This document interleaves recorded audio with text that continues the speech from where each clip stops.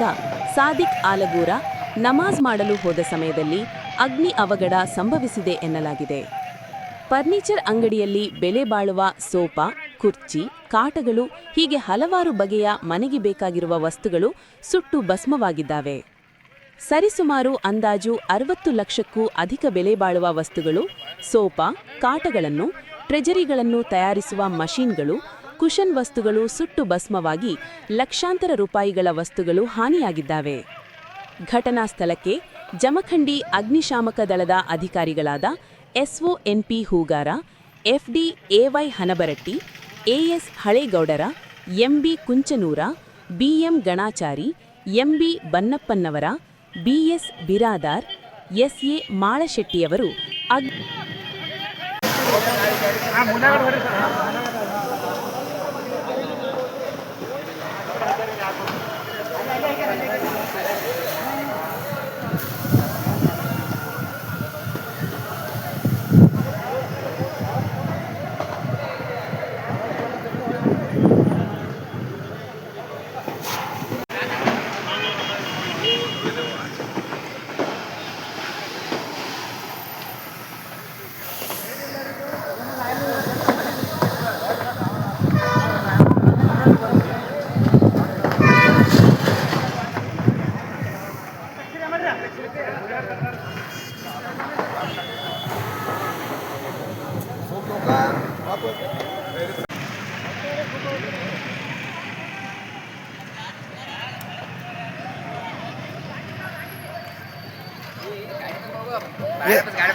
ಗಾಡಿ ತೆಗಿಪ್ಪ ಚೀಲ ಕೊಡಿ, ನಾ ಶ್ರೀಕಾಶನ್ ಬಿಡ್ಬೇಕ.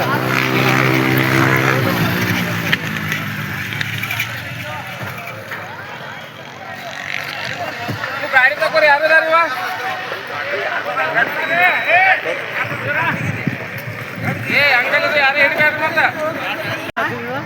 ಯಾರು ನಮಗ್ ಗೊತ್ತಿಲ್ಲ, ನಾವು ಈಗ ಬಂದಿವನ್ನ.